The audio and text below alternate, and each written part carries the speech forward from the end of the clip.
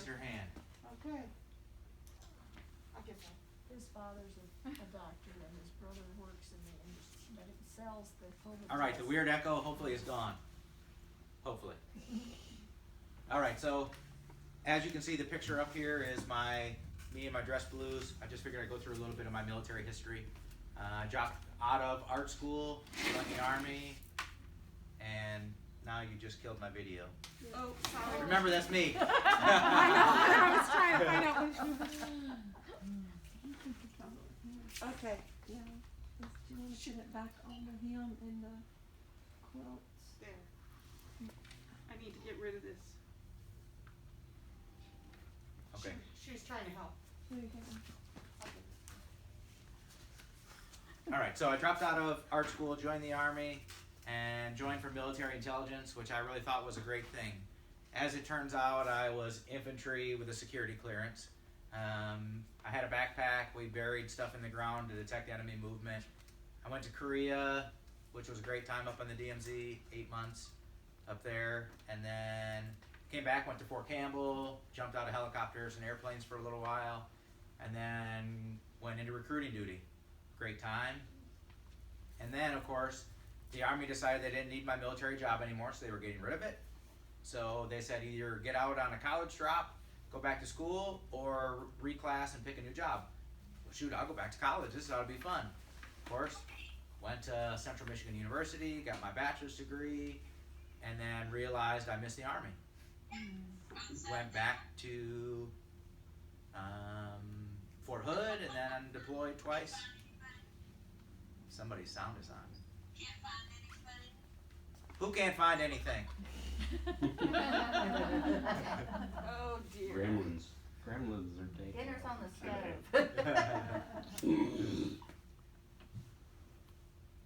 Who's not muted? Can't find it. Oh well. Everybody Okay. please mute. Somebody's talking. Oh well. Okay, so I went to Iraq a couple times, and after I got back, I decided I was going to get out. I was needs of the Army, got stop loss. Well, anyway, I got out of active duty, and of course, missed it. I'm that soldier through and through, so I joined the National Guard, and was supposed to go to Afghanistan. We got all ready to go, and then they canceled our orders. So I have 2 deployments to Iraq. In the grand scheme of things, the military has always been what I've fallen back onto. So now I'm an instructor. I teach logistics and warehouse, a little bit of computer stuff, and of course networking and satellites. So anyway, in the grand scheme of things, like any other soldier who's been at war, I came back with PTSD and tried video games. I have 100,000 plus hours of video game time that I can never get back, and I have nothing to show for it. I could tell you all right now that I was the #1 PvP player on World of Warcraft as a level 80 troll hunter, and it's not going to do anybody any good. So Would you please come over to my house and talk to my grandson? So then, of course, the PTSD stuff, video gaming was my outlet. I was allowed to separate myself from the world and feelings and all of that. But as it turned out, I really didn't feel anything anyway. As you train and get used to going overseas, you shut your light switch of emotions off. That way, while you're over there actually on patrol, you can't be affected by a kid standing on the side of the road doing this, saying that he's hungry, when in fact his dad is standing behind him with an AK-47 pointed at you. So in that emotional numbness of me shutting off my feelings, even though they were off and I couldn't feel anything, the only time I could feel something is if I watched Who Wants to Be a Millionaire, or that the one where the golden buzzer with Simon and all them. So as soon as they hit the golden buzzer was the only time that I actually cried and could feel anything. That's just the way that emotional numbness goes, which was good in a way and bad in others. It's part of what you do to get past things and onward and upward. And anyway, so that's my military story, and that's okay. We'll admit a couple more people and try to be a happy clicker and get them quick as I can. So, of course, I come back, I got PTSD, met a wonderful wife and get married, and she says, hey, we don't do enough together.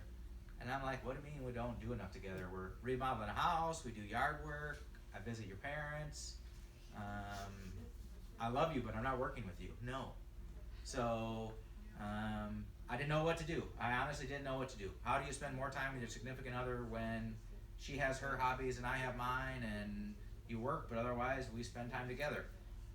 One day I beat her home from work, opened the mailbox, was a Joanne fabric quilted table runner, 2 for 1. I thought, I'm gonna go down in history as the greatest man in the world. I'll make one for my mom, she'll make one for her mom. We did it together, 3 women happy for $30. I mean, how do you beat that? So of course, we go to Joanne's, we go to this wonderful class. There was only 3 people in the class, me, my wife, and this other woman. This other woman spent the whole time fighting with her cheap machine. I got completely done with the table runner. My wife is struggling a little bit, and the teacher went to go help her, and she looked over at me and said, you're done? And I said, yeah, I'm done. And I held it up, and she's like, oh. She said, you've sewn before? And I said, no, I haven't sewn before. And she said, you must have sewn before. And I was like, no, ma'am, I've never sewn before. I said, I just follow instructions well. It's what the Army has trained me to do. So I thought, well, shoot, if I can make a table runner, I can make a quilt. I mean, a lap quilt isn't much bigger than a table runner, right? Okay, so let's see if I can click into. So that's the class. That's Flea, the teacher, helping my wife. And while we were there purchasing the fabric, because I didn't know anything about quilt shops, because I thought quilt shops were like people who had like all sorts of experience, and it was like high society quilt shops, and I thought craft stores were just that for the mediocre dabbler like I was.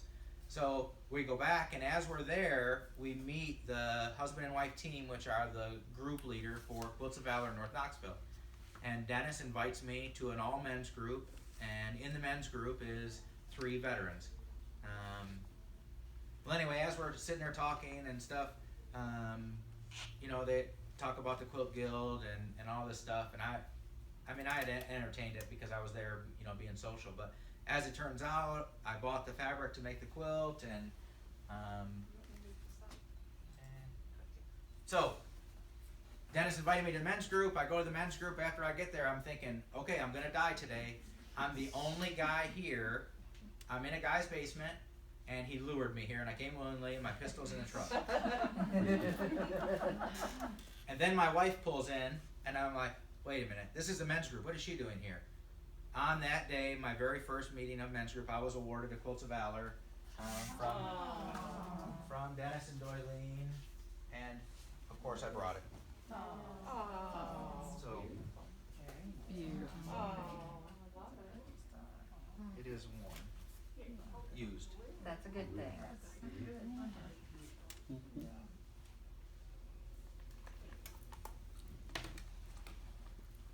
Okay, so believe me, it's definitely seen worse. Okay, so I decided I was going to make a lap quilt. Here's my lap quilt. It is on a king-size Amish frame and turned out to be a queen. I mean, who doesn't have the repetitive OCDism? Well, anyway, when I got to this point, I realized I didn't like it. The purple was not my choice of fabrics. And after I quilted it on my little tiny 9-inch throated Juki, it was time for something else. So I gave it away and made this one. And this is the first quilt that I didn't know about putting snuggle flannel on the back.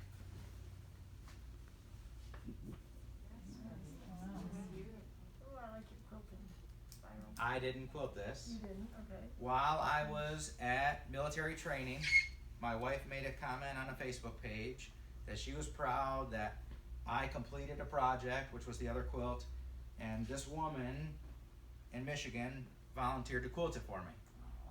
And I didn't like the quilt. So I sent her a message. I said, ma'am, I really appreciate it, but is there a way that I can send you a different one, because I don't want to keep this other one. So I sent her this one. She quilted it and sent it back to me. All right, now, okay, so the men's group said, hey, maybe you ought to make a quilt for the quilt show. So I had one in my head, you know, that I wanted to make, and if I made one, so I planned this, you know, graph paper. I'm smarter than the average bearer, so I thought I'd build a seam ripper, but anyway. So I made this quilt. I entered it in the quilt show, Smoky Mountain. I won the novice award. This was the 4th quilt that I ever did. All right, so my men's group, I'm making Quilts of Valor. This was my first Quilts of Valor that I decided to make. One of the guys that I was working with at the warehouse, his name's Kelly. I call him Big Homie. He's 6'9" and looks like your average biker would, but the nicest guy in the world. Anyway, I found out his dad was a World War II vet. I said, hey, Kelly, I want to give your dad a quilt.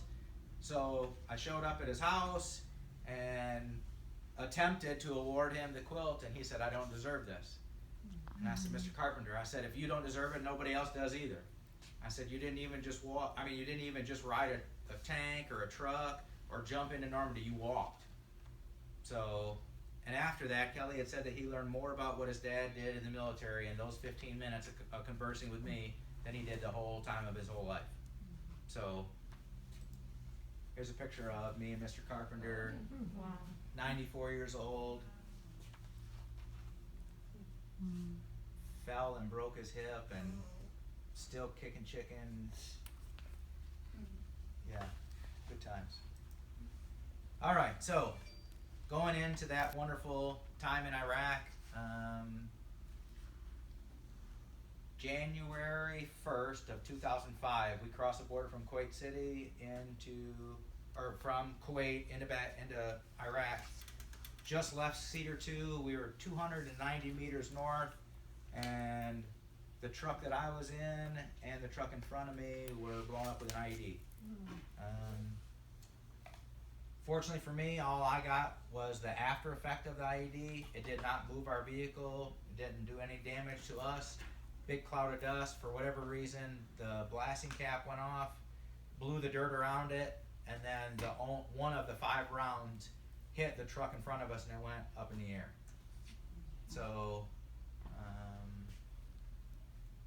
yeah, one of the events. So this is a video of a quilt being awarded in my absence. And I'm going to attempt to unmute it. Let's see if we can get this to play.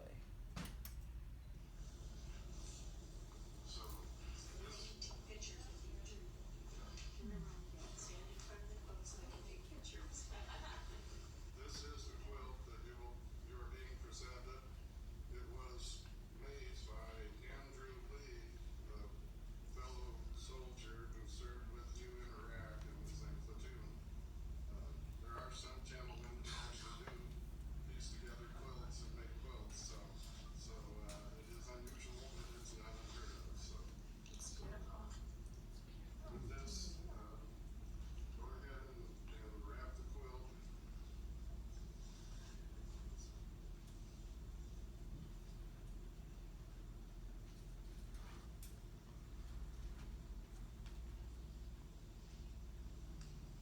The quilt has a label that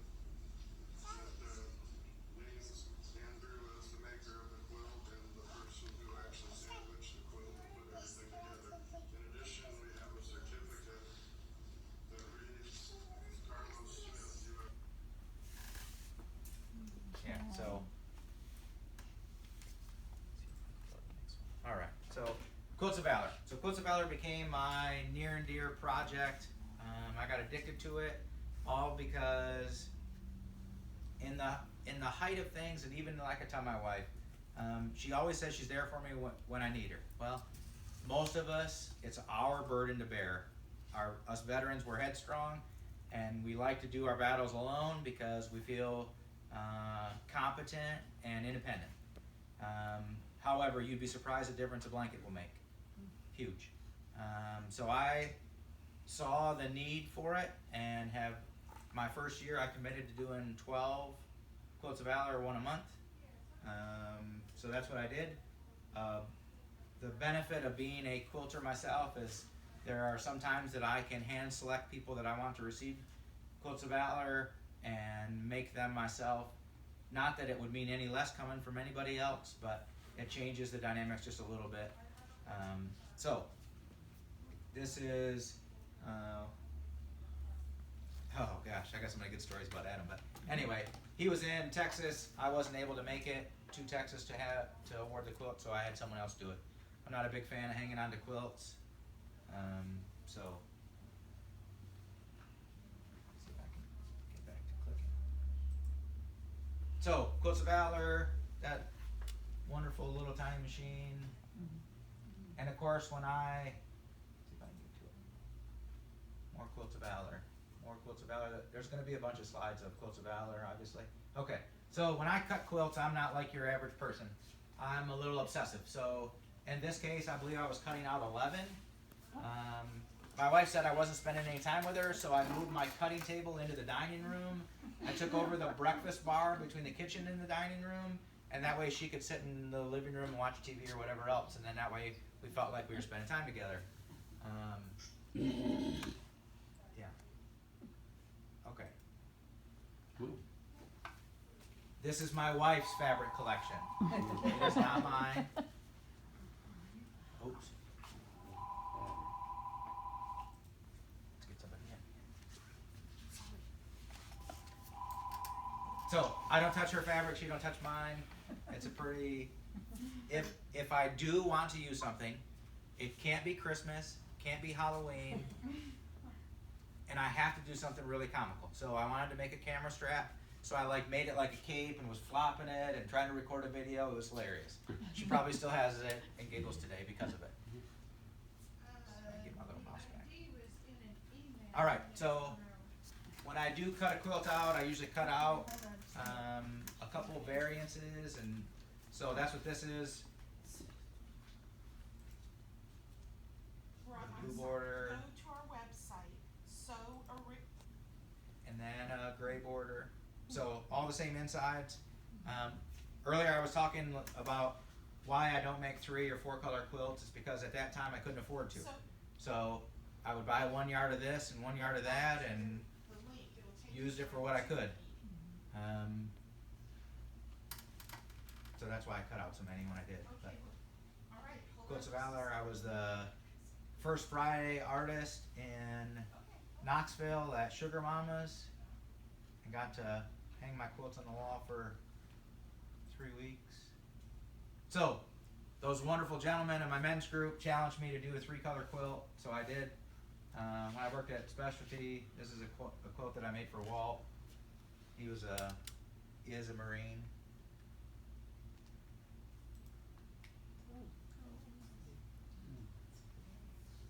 All right, I really hate to say this story, but I'm gonna tell it like it is. One day, my wife and I were walking around Market Square, downtown at the farmer's market, and my aunt had called me and said, "Hey, I heard you're making a quilt for Uncle Glenn.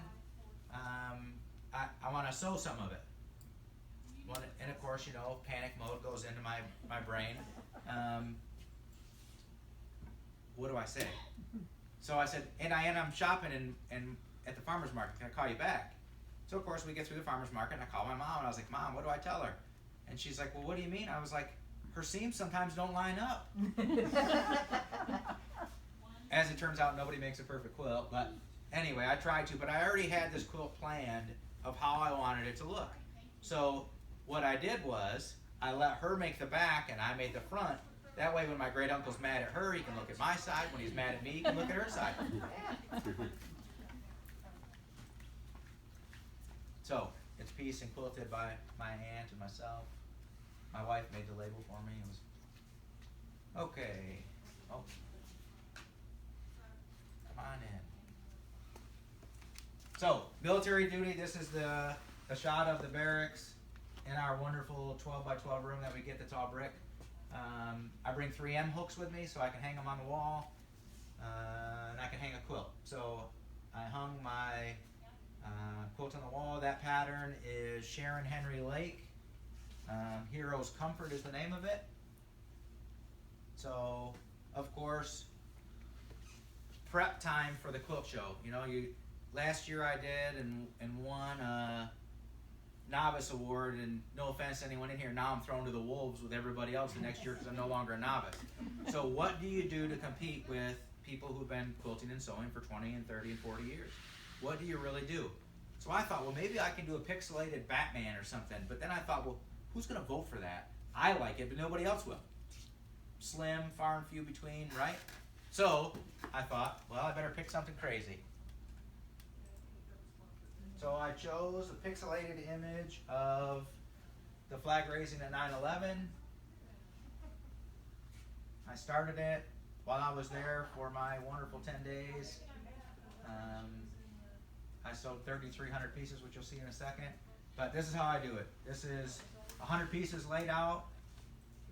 They then become rows, one sewn to the next.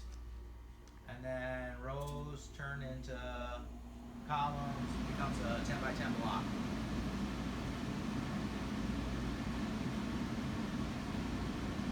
So, during my 10 days of duty, 3,300 pieces later, there it is. And of course, on the far right wall, you can see another quilt that I was working on too. And this is another Quilts Valor. To show that such a small world it is, this gentleman and I were in the same brigade, on the same base, ate breakfast, lunch, and dinner at the same place every day and never knew each other. We get back to Knoxville, Tennessee afterwards and meet. So, of course, I think it goes out. For those of you who like pinwheels, I no longer like pinwheels. However, they can be a secondary pattern. And Darren, one of the guys in my group, is always kept pointing out where all my pinwheels are at.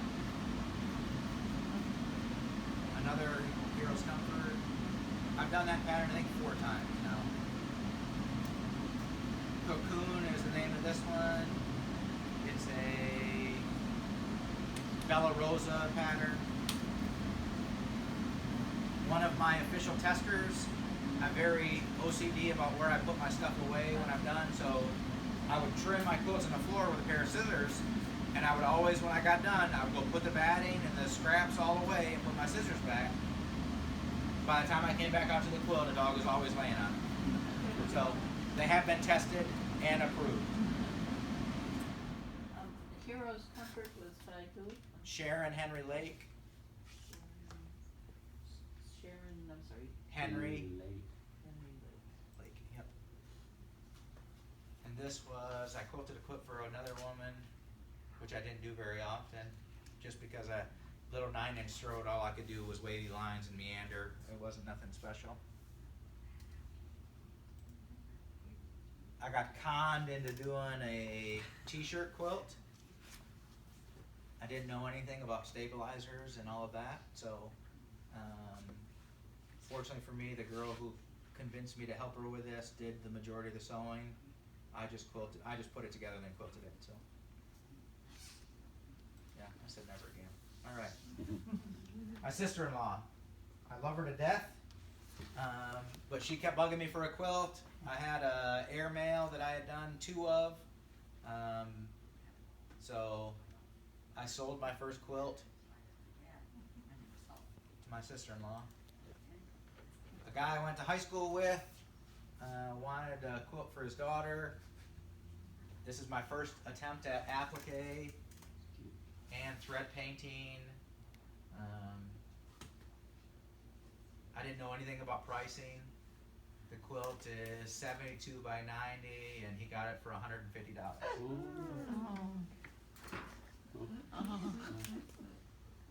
You don't know. You don't know what you don't know. All right, so my sister-in-law said, hey, I really like this quilt, but I want another one. I said, Cheryl, I got one in my brain working. When I get it figured out, I'll get it to you. So I saw this quilt that I liked. It was a Red Rooster pattern, and they used cheater fabric in it for all of the 2.5-inch squares, and then they used piece blocks for the rest of the stuff, but it was cheater stuff. It was already sewn half square triangles to look like half square triangles, but there was no seam line. It was just printed that way. And so I cut that thing apart and I changed the layout and design because, you know, my OCDs will only allow me to have so many red and so many blue, and they must be equal, and they must be proportionate, and they must be spaced correctly. So I fixed their layout, their plan, and then changed it to be my own by adding stars, shrinking stars, and making it consistent all the way through because my eyes wouldn't allow me to look at it the way that it was. You know, those little intricacies of being a quilter. So, here is said quilt. I then sent it to Arizona, where my sister-in-law got it. Woke up in the morning, it was outside her door.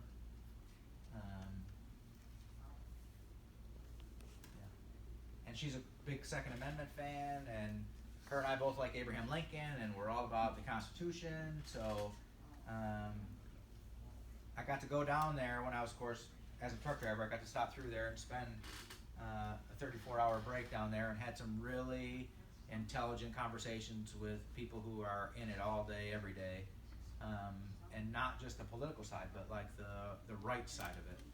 You know, not the right or left, but I mean like the side that is factual. So they are very good at pulling out all the emotions and I don't want to say stuff that you're pushed with, but you are, you know, the media and all that stuff. We're looking at breaking it down words for words, black and white, thin black line, no gray area. So I really enjoyed the conversation I had down there with them. So I could only make sure that the quilt had something in it. So of course I made a quilt I made a quilt, non-Quilts of Valor pattern for my stepfather. And then I decided I would make a raffle quilt,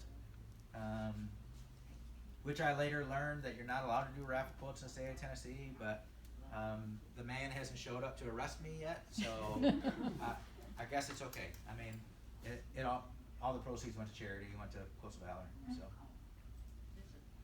then I made one for my father-in-law.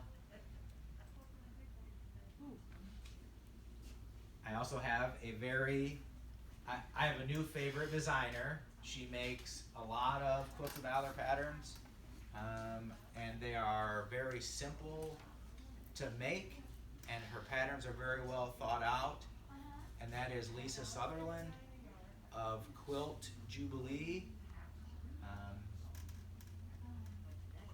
and you'll see several of her patterns as well in the next few slides. Lisa Sutherland, she's in Illinois, she's moving to Tennessee soon. Quilt Jubilee. Yep. Singular. Sutherland, Southerland. I don't know. She's I'm in not the guy to Oh, commit one way or the other. I'll just say I don't know. All right, so Quilts of Valor National Sew Day. My wife and I went. She sewed, I talked. She calls me Chatty Cathy. Our goal was to sew a quilt. She got all of her pieces done and started working on mine. My brother convinced me to make a quilt for one of his friends. That's obviously a king. It was huge. Now I can't figure out which way to go. There we go. All right, so everybody asked, does my wife and I sew together? We do, and my sewing machine sets facing hers. That way we can look at each other and sew and talk, and on the end of the tables where our cutting and ironing station was, so it worked out really good. Quilts of Valor at one of the mandatory fun days that the Army has. You must go and you must have fun. In my living room, I usually have a Veterans Day gathering or Memorial Day, and I took it as an opportunity to award a quilt. This is one that my wife had made. Dennis and I in the men's group, I saw cheater fabric that was 2.5-inch squares. I thought that'd be really cool to make a quilt out of. And as it turned out, Christy, my wife, made it for Molly, and it's organized yet random. Random is very hard for us to do. Put it in a brown paper bag and draw one out, and that's just what you sew. Two end up the same, they end up the same. So that was what this quilt was. Ah, Lucas. Even another branch of service. Air Force, good guy. Ordered him a quilt at the house. My brother-in-law. Every male in my family has served, except for my brother and my father. My father was a police officer, my brother was a firefighter. Two of my brother-in-laws are also service members, both Army. Random story here. A woman called me and said, hey, I really want to get a quilt for my son, and she went into this big long story, but he's deployed. But my father, I want his quilt to have my father's something in remembrance of his service. I said, well, does he have a quilt of valor? She said, no, he's not doing well. I'm not sure that you could get him one in time. I said, ma'am, I have a quilt right here that somebody had given me. I will be over today. Let's award this. And she's like, no, today won't work. I want my family to be there, so how about tomorrow or Saturday? I said, how about Saturday? So Saturday, 10 o'clock in the morning, we went over there and awarded this gentleman a quilt.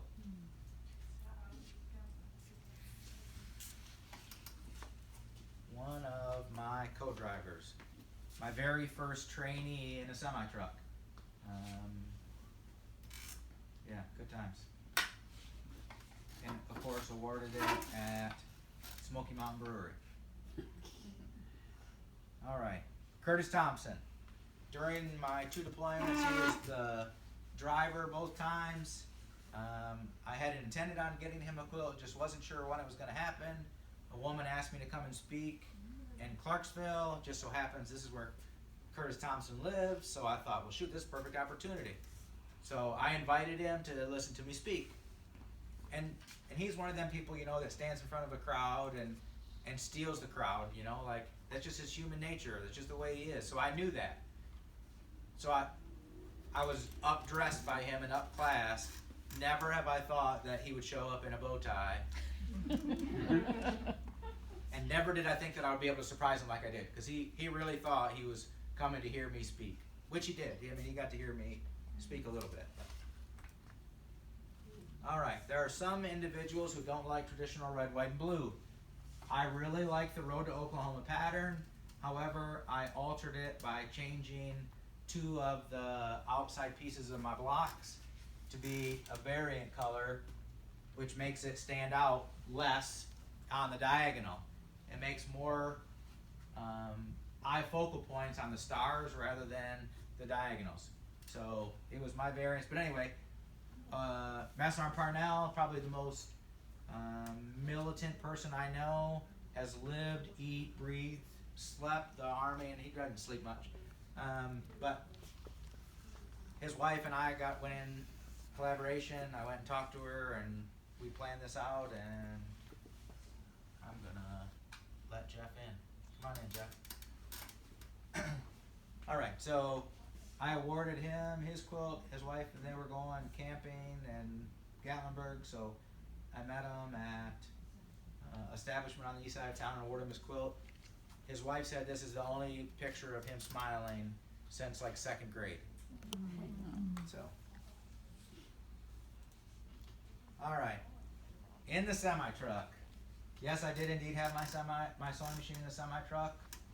I sewed in the passenger seat when I was stopped for the night. After I upgraded sewing machines to my brother, because I didn't really like the red or pink Eversewn sitting there, I was really worried what other truckers were going to say, but nobody ever came and said anything anyway. But so here is my setup. Yes, that is a full-size ironing board. Yes, I did set it up in the middle so that I could sew and turn and iron and then go back to sewing. And for all of you who say the dining room table is too small of a space, I promise, where there's a will, there's a way. And that's my grandmother had made 3 quilts when she was 13, gave gave one to my mom, one to both my uncles, and my mom had given my brother hers before I started sewing. It was ugly yellow and brown. So my uncle decided that he would give me this one. So that's what hangs on my wall most of the time. Right now my wife has one hung up. What's that pattern? Oh, The pattern is called Misfortune. It is a Civil War pattern. We figure this quilt was made right around 1948. So. Okay, Stitcher's Playhouse, quilt shop in Smyrna, Tennessee. I was there for duty. I had forgotten my thread. I don't like Hobby Lobby thread. That's the only craft store. There's a sewing fabric store there in town. I thought, okay, I'm gonna go. So I went over there and got thread, and that was my escape from military duty. Saturday, I would take a 2-hour lunch, and I would go over to the fabric store and became good friends with the girls there and the owner, Anne.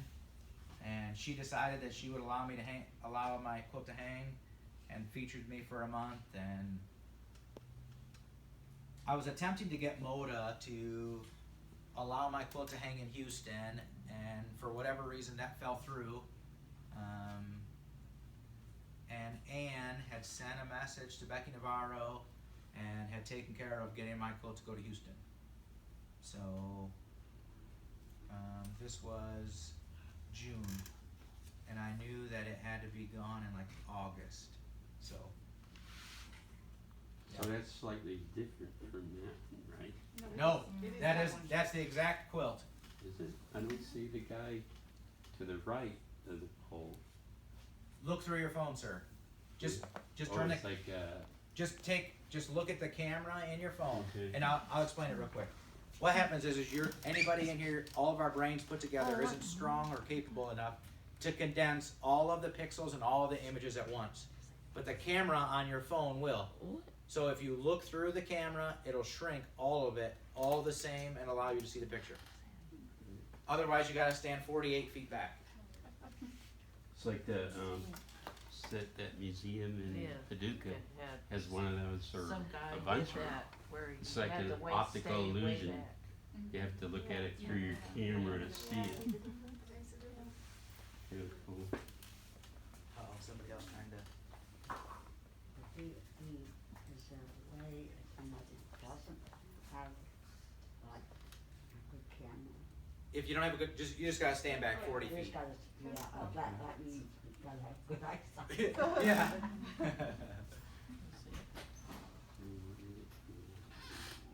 Alright, so. Shows a picture of the stitching in it.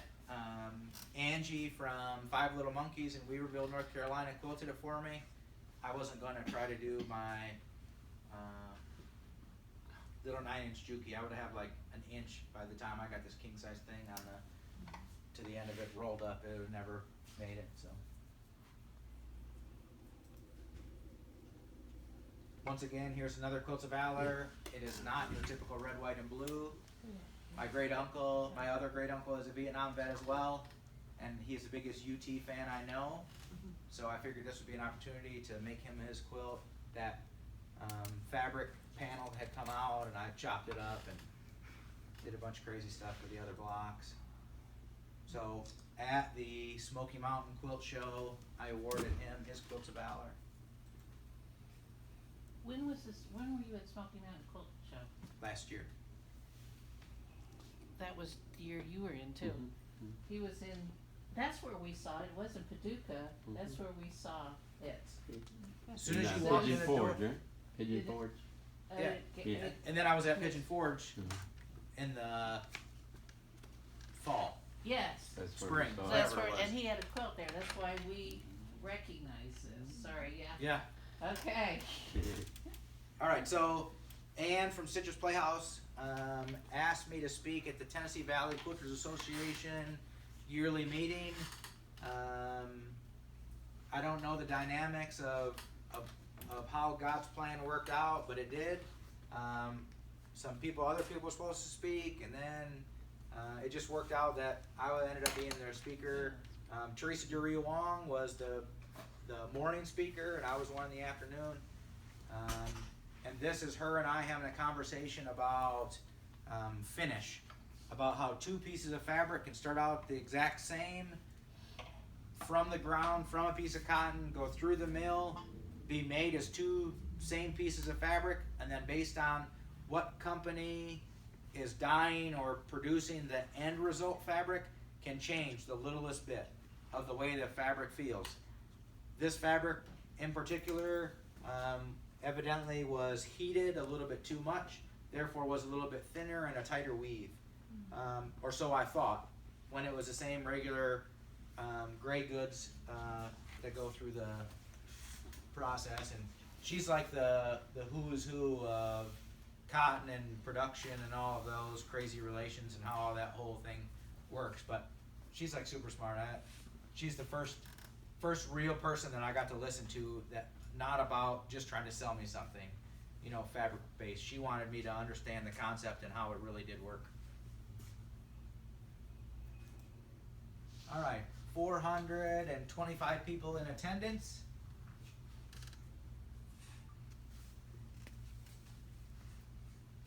I spoke. I felt like a rock star. I had one of those Britney Spears things on, you know. And I tried to build a quilt frame out of PVC pipe. You know, guys like to try to do things and they think they can make it work, but little did I account for my 17 pounds of my quilt was not going to hang via PVC, even with the 2 support braces in the back of it. We ended up having to weave a ladder in there and hang it. So anyway. All right. Judith Thompson, the commentator of the event, gave me this wonderful bag. It was crammed full with a bunch of stuff.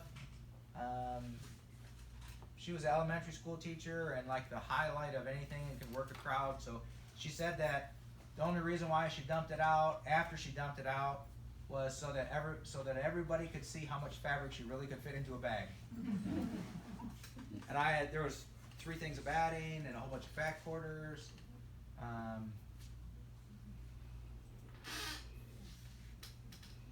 After she dumped that bag out, Quilts of Valor, Ginger Fondren, they gave me half of the fat quarters that they brought in. So by the end of it, I had 2 completed quilts, 4 panels, and I believe like 407 fat quarters. And of course, yeah, it was a lot of fabric. And you know me and my OCD, I can't let it sit long. It's got to get cut up and made into a quilt. So we went to work. All right. So once again, Judith up there, and everybody remembers events differently. Like 2 people could see the same thing and tell the story different. So understand that this is my perception of how this event happened.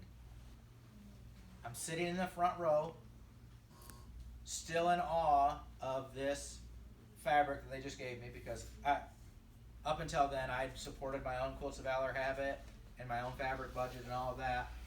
And Judith, I remember her saying, in closing, and then a woman stood up in the back and said, I want to give Andrew a certain dollar amount to go towards his long arm. And the reason for that is because after I got done speaking, a woman had asked me what my plan with my quilt was. I said I was going to beg, borrow, plead, steal, okay, maybe not steal, but do anything I could to get myself a different long arm because I wanted something more than just my Juki. And you know, I had done my research and I knew what I wanted. But, so in that, she said, oh, and a woman in the vicinity of her also said, I want to give him some money. And Judith, without missing a beat, reached behind the podium and dumped out coffee filters and truck stop coffee packets and just dumped them on the floor and said, this is my perception, you ladies fill it with pennies, that'd be cute. And this box got passed around. Inside, and of course, that event closed, everybody left, I packed up the truck. I was delivering boats to Tacoma, Washington. I had stopped the semi-truck there. My wife picked me up in the pickup truck. We went back to Stitcher's Playhouse because they had a quilt there. Ann had a quilt that I had done that was underneath one of her displays. And in the box was $3,188 to go towards my long arm. And also in that box was a business card.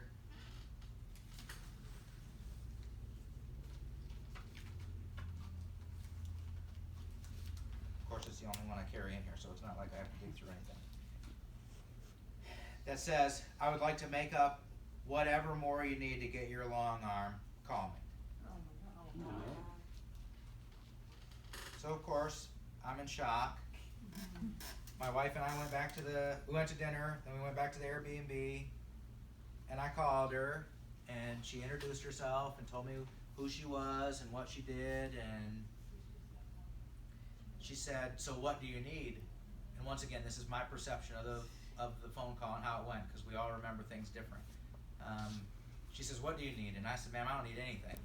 And she, in a plain as day, I still hear her say, okay, we'll go about this a different way.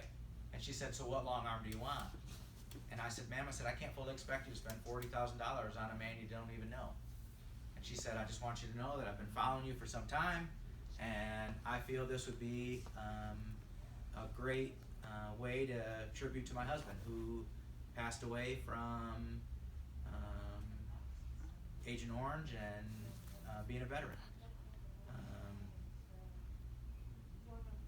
I had to stop at that point and tell her I would call her back. It's the first time I truly cried since September of 2006.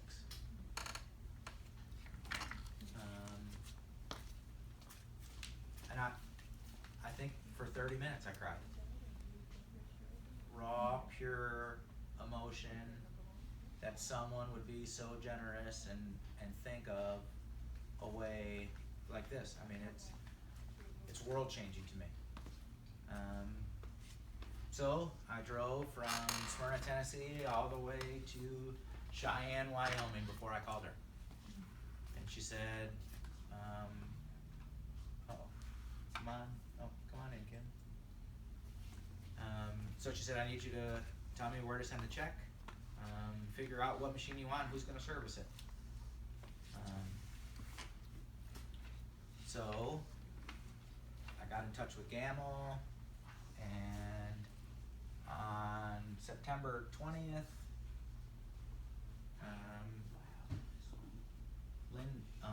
Larry and Cindy Culbertson delivered and set up my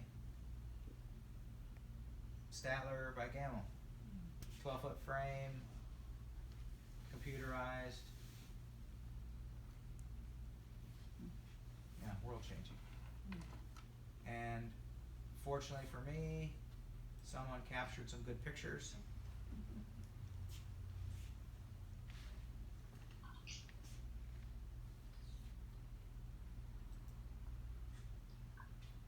October 9th of last year, I turned in my semi-truck. I am no longer a truck driver. I am a full-time long armor for hire. I stay competitive at 2 cents an inch. I stock 3 different types of batting. I try to quilt 4 quilts a week, plus all my other ones that I'm working on. Yeah. While in Houston, I was interviewed by Alex Anderson.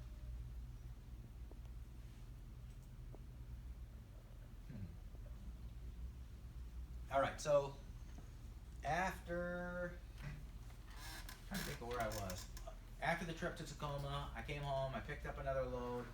I went to Arizona, and I got home, and then I was going to Kendrick, Washington on the next trip. And Teresa had called me and said, hey, now that your fairy godmother got you your long arm, what are you going to do with your quilt? And I sarcastically said, well, you're my agent. Aren't you supposed to figure that out? Teresa has been very nice and has catered to me and my 1 bazillion questions that I've had. And she said, well, where do you really want it to go? I said, I don't want it to go to Smithsonian because they'll just, sell it or charter it out and all that. I want it to go somewhere where somebody's going to appreciate it, where it's going to be, utilized and shared. And she's like, okay, well, what would you think about the International Quilt Museum in Lincoln, Nebraska? I said, okay. So on my way to Kendrick, Washington, I stopped at the museum, parked the semi-truck on the west side of town, took a Uber over there to the museum, walked in, and went to the 2nd floor.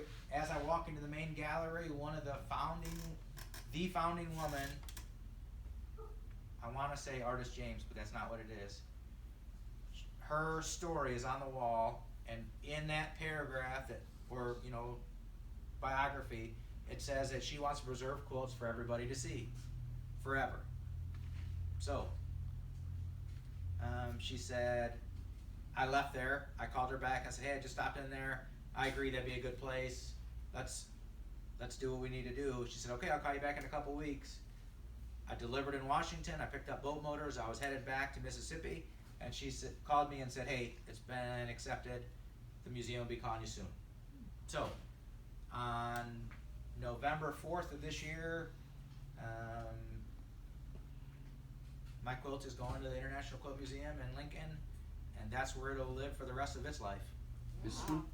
Yes, sir. Great.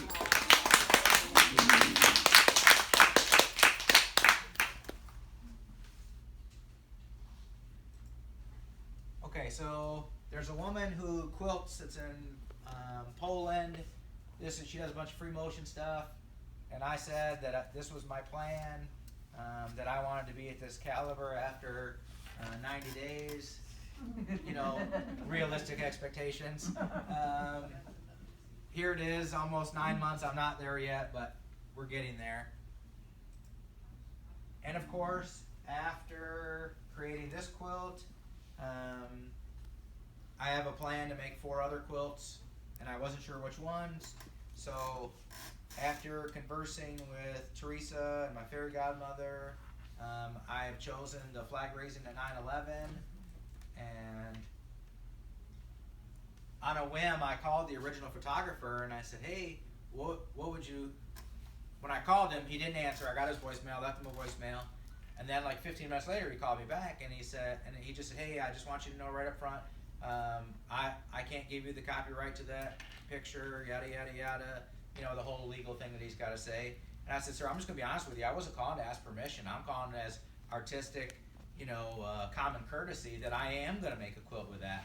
And he says, well, what are you going to do with it? I said, well, I'm going to make it and use it as my soapbox to tell my story and try to convince people to take up quilting or some sort of hobby that gives them some sort of peace of mind like quilting has done for me. Saved my marriage, and my wife probably would have buried me in the backyard if it hadn't been for quilting. So I want to share that with some other people, You never know. Yeah, I see it. Yeah. She's gonna, That's where I'm yeah. Skillet over the head and buried in the backyard. Tear the body down. Right? So he said, so what are you going to do after that? I said, well, I'm probably going to try to get it in a museum somewhere. He's like, well, what makes you think you can get a quilt into a museum? I said, well, it just so happens I have a really good agent. And he says, well, when you get it done, let's discuss it. So he's got some connection, and this next one will be 22,400 pieces, 3/4 inch finished squares. Oh. You cut them all? So wait a minute, is this a picture? Okay, so this is a photograph Okay. that you, How do you do it? yeah. There's a software, pixel-stitch.net. It's a website you go to, you upload your picture. After my little Zoom thing, I can go through that and I'll do it so you can see how it works. Okay. So anyway, that's the picture, and of course, I had no thoughts that a woman would donate the fabric to make my quilt however she has. So I chose the Andover linen texture. I am 3,400 pieces in. 3,400 out of 22,400. Are those all machine stitches?